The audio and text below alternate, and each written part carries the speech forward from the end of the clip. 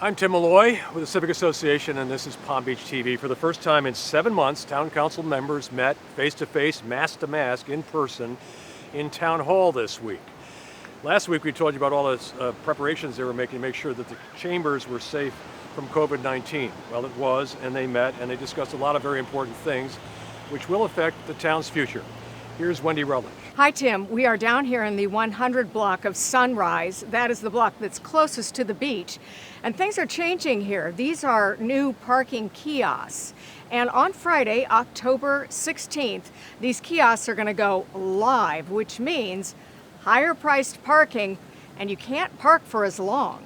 The October Town Council meeting, the first in 7 months conducted in person at council chambers, produced some very significant changes for town residents. Beginning Friday, October 16th, parking along the 100 block of Sunrise Avenue and adjacent spots on North County Road will go up to $5 an hour with a 2-hour limit. In addition, gates will be installed and locked every evening from sunset to sunrise. All these measures to address a multitude of complaints from beachfront residents like Bob Meister, who says they have been putting up with a constant barrage of unruly beachgoers. We're dealing with the police almost on a daily basis because people are invading our beaches. People have threatened our lives. People have come on and trespassed on our property. This used to be a safe town. It isn't anymore.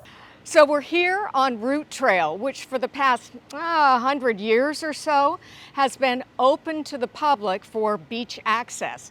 Well, the town would like to change that. A lot of complaints about unruly beachgoers, same situation as other beach access points, and they'd like to put in those same restrictions.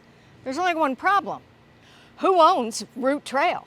The Route Trail beach access is under serious legal dispute as to ownership, despite its public use for more than a century. A few property owners maintain it is privately owned, which they say entitles them to put up a gate, locking out all beachgoers except those who live on Route Trail itself. This possibility weighs heavy on beach-loving Peter Skiatis, who lives just 1 block away on Oleander. We live in Greenwich, Connecticut, and the reason why I came to Palm Beach is to go to the beach.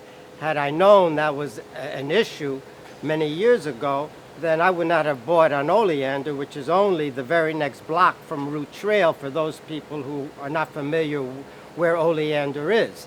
It's the extended road of Route Trail, only on the other side of County Road. So it would affect me seriously.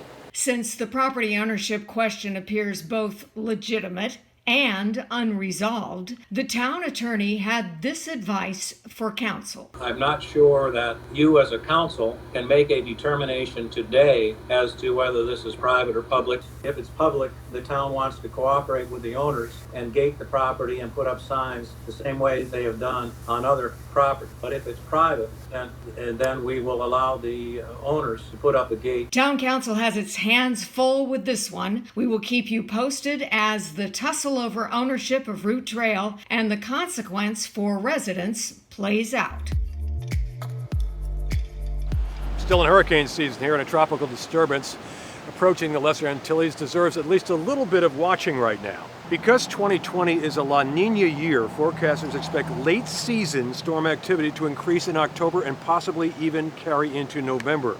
The busy 2020 hurricane season, which has had 25 named storms, is rivaling the 2005 season, which had a record 27 named storms. Remarkably, none of the storms that have made landfall in the continental U.S. this year have hit Florida.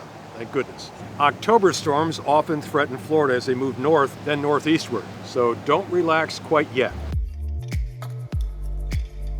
Just a couple of weeks now from the general election. Early voting starts next week. So where is your precinct? You got to know.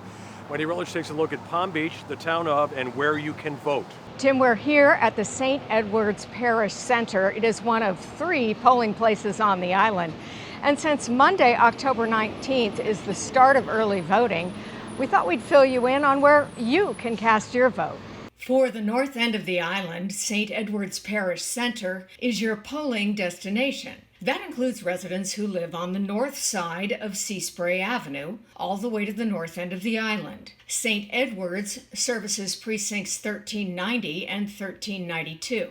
Those who reside in the central Palm Beach area, bordered on the north by the south side of Seaspray, all the way south to Ocean Woods Drive, by the bend leading to Southern Boulevard Bridge, will vote at the Morton and Barbara Mandel Recreation Center. This location services precincts 1394 and 7154. For voters on the southern end of the island, your polling location is the South Fire Station number 3, located at 2185 South Ocean Boulevard. That includes anyone living south of Ocean Woods Drive down to 3475 South Ocean Boulevard, which is the La Bonne Vie condominium. Precincts reporting to Fire Station number 3 are 7156, 7158, and 7166.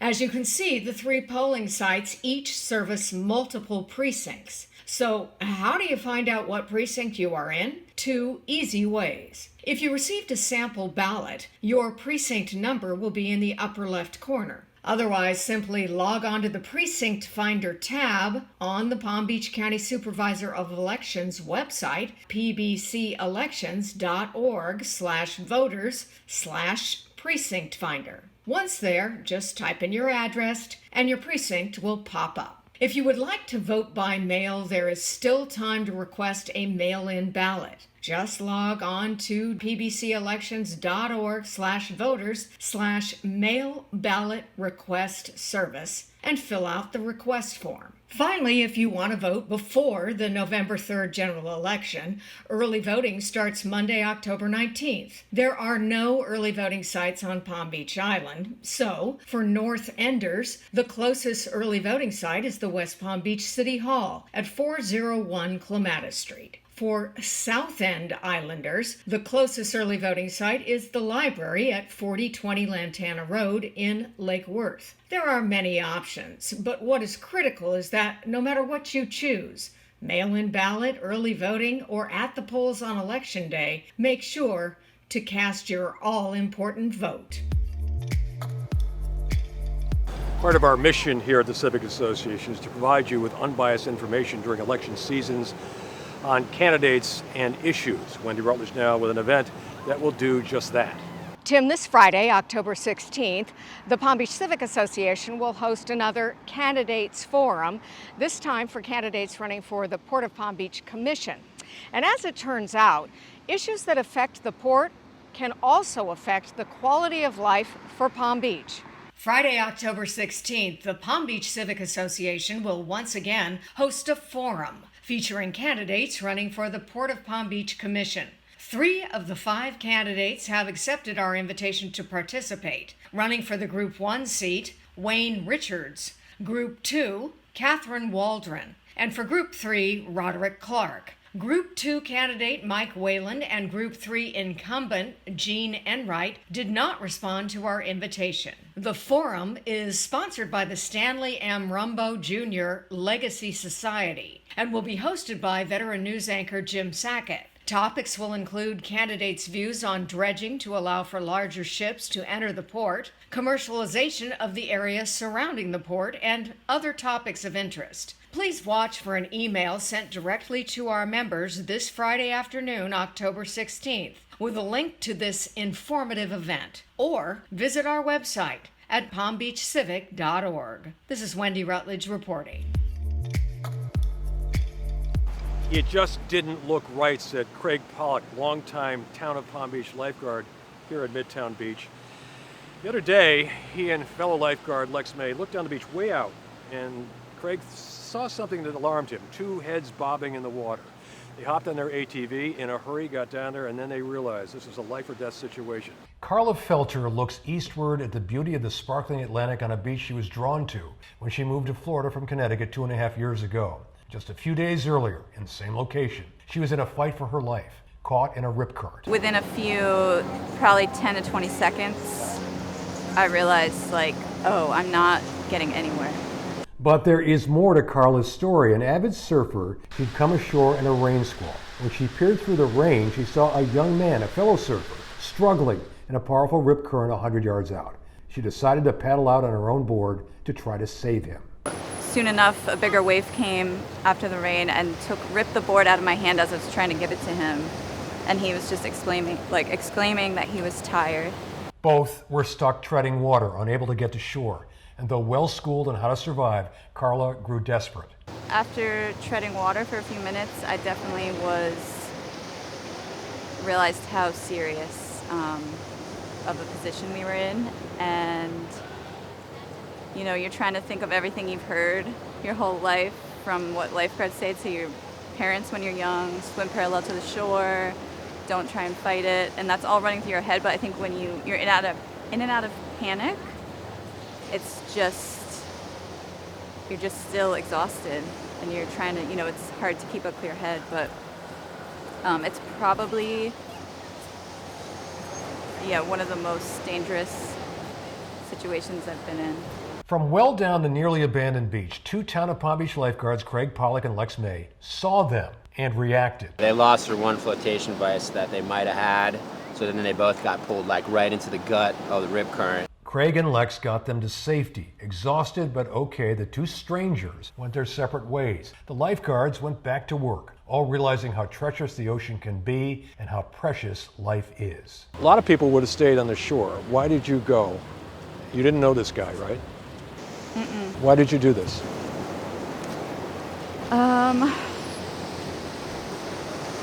I think I just felt confident because I had just been far out in the water, and I just felt like I couldn't stand there. And I'm just so grateful and humble to be alive, so thankful for the lifeguards and what they did for pulling us out and just noticing that we're over there. So you'll get home for another Christmas in Connecticut. Yeah. That's a good thing. I really, no, it was life-changing, and it's no joke out there.